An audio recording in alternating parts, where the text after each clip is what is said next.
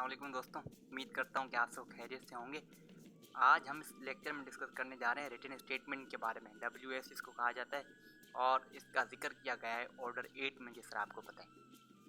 मगर इसमें होता क्या है, इसको लिखा किस तरह जाता है, उसको आज हम डिस्कस करते हैं इस लेक्चर में शॉर्टली ब्रीफली। हमें पता है कि रिटन स्टेटमेंट में एक डिफेंडेंट होता है जो कि अलीज्ड फैक्ट्स जो अभी प्लेंट में होते हैं उनको या तो एडमिट करता है या तो डिनाई करता है। सिंपल सी बात है। तो इसी तरह हम इसको लेकर चलेंगे आज प्रैक्टिकली। सबसे पहले दोस्तों इंट्रोडक्शन में क्या क्या चीज़ें होनी चाहिए। Code name, suit number, parties, title of suit और for whom written statement is filed. Title of suit में एग्जैक्टली वही टाइटल लिखोगे जो कि प्लेंट में लिखा गया है।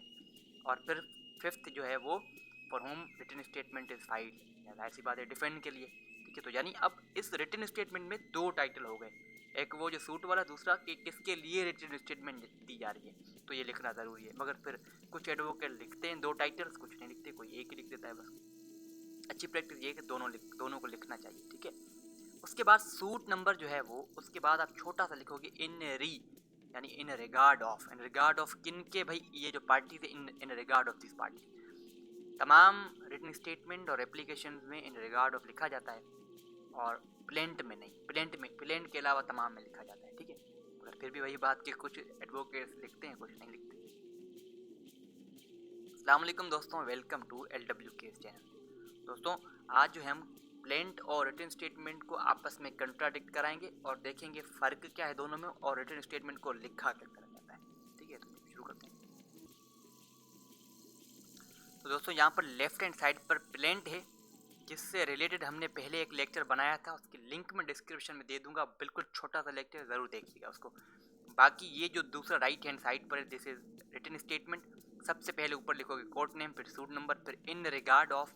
ये दो पार्टीज हैं दोस्तों। प्लेंट में पार्टीज की पूरी डिटेल दी जाती है, एड्रेसेस, उनके बाप का नाम, वो मुस्लिम है, नॉन मुस्लिम माइनॉरिटी है, जो भी है सब चीज़ें लिखी जाती हैं। मगर यहाँ पर ऐसा नहीं होता, सिर्फ नाम लिख दो। मगर मैंने मिस्टर एक्स के साथ मिस्टर वाई लिख दिया है, उसके बाप का नाम। अगर ये मैं बाप का नाम ना भी लिखता तब भी कोई इशू नहीं था। ठीक है, मगर अगर आप यहाँ पर एड्रेस वगैरह लिख देते हो फिर भी कोई इशू नहीं है। सिर्फ एड्रेस वगैरह या डिटेल देने से आपकी रिटन स्टेटमेंट डिसमिस नहीं हो जाएगी। मगर अमूमन प्रैक्टिस में ये होता है कि इनको नहीं लिखा जाता है। दो टाइटल होंगे। पहला टाइटल एग्जैक्टली सूट वाला, suit for recovery of remaining 5 million, यानी प्लेंट में जो भी टाइटल है वो सेम यहाँ पर लिख दो। दूसरा टाइटल की रिटन स्टेटमेंट किसके बिहाफ पर दी जाती है। दोस्तों हमने पढ़ा है कि ऑर्डर 8 में जो है वो ऑर्डर 8 में ऐसा होता है कि रिटन स्टेटमेंट में अलीज्ड फैक्ट्स को एडमिट या डिनाई किया जाता है। तो ये हैं अलीज्ड फैक्ट्स जो कि प्लेंट में मौजूद हैं, 1 2 3 4। इनको यहाँ पर या तो एडमिट किया जाएगा या जो है वो डिनाई किया जाएगा डिफेंडेंट के द्वारा। ठीक है, तो यहाँ पर पारा 1 को मैंने एडमिट किया है, पारा 2 को भी मैंने एडमिट किया है, प्लेंट के पारा 3 को मैंने डिनाई किया है। इन सबको वीडियो को पॉज करिएगा, इन सबको जो है पढ़ लीजिएगा। मैं चाह रहा हूँ कि जो लेक्चर वो शॉर्ट हो, इतना ज़्यादा लंबा ना हो। ठीक है, इनको पढ़ लीजिएगा, इतना मुश्किल नहीं है। उसके बाद पारा जो 5 है दोस्तों, ये 5 6 और 7 ये तीनों ही जो है ये तीनों जो हैं वो लीगल पैराज हैं, जहाँ पर कॉज ऑफ एक्शन की बात है। 6 में जो है जुरिडिक्शन ऑफ कोर्ट की बात है और 7 में कोर्ट फी की बात है। तो 5 को हम थोड़ा देख लेते हैं कि the cause of action to sue accrued on 8 सितंबर। तो ये पूरी डिटेल के कब कॉज ऑफ एक्शन राइज हुआ। और रिटन स्टेटमेंट में डिफेंडेंट कह रहा है कि that the contents of para 5 are denied as plaintiff has no cause of action because due acknowledgement was given by its. Story को पढ़ लीजिएगा ताकि आपको पता चल सके प्लेंट को। ठीक है, और 6 में जुरिडिक्शन की बात है, जो कि मैं एडमिट करता हूँ, क्योंकि जुरिडिक्शन अगर सही है तो फिर एडमिट कर दो बस। और इसी तरह 7 में अगर उसने फीस, कोर्ट फीस सही जमा करा दी है तो फिर उस पर जवाब देने की कोई ज़रूरत नहीं है।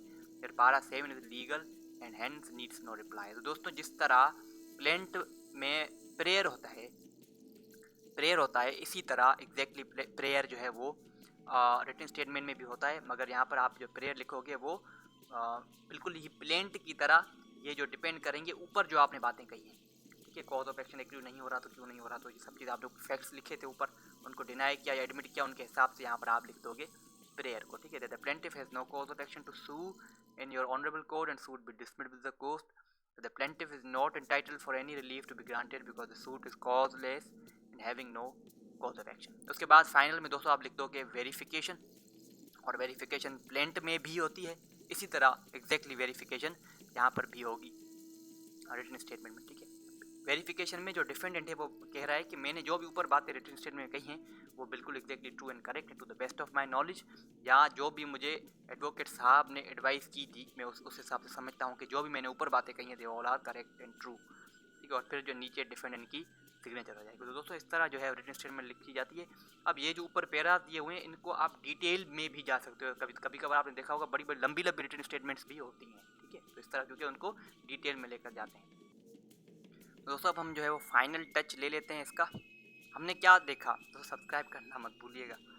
तो हमने अब इसमें क्या क्या देखा, इंट्रोडक्शन में सबसे पहले court name, suit number, party, title और फिर रिटन स्टेटमेंट किसके लिए दी जा रही है। उसके बाद हमने देखा कि एलीड फैक्ट्स को एडमिट और डिनाई किस तरह किया जाता है। फिर हमने देखा प्रेयर को और लास्ट में वेरिफिकेशन को। तो दोस्तों यहाँ पर हमारा टॉपिक ख़त्म हो रहा है। खुदा हाफिज़, अस्सलाम वालेकुम। लाइक और सब्सक्राइब करना वीडियो को और चैनल को मत भूलिएगा। खुदा हाफिज़।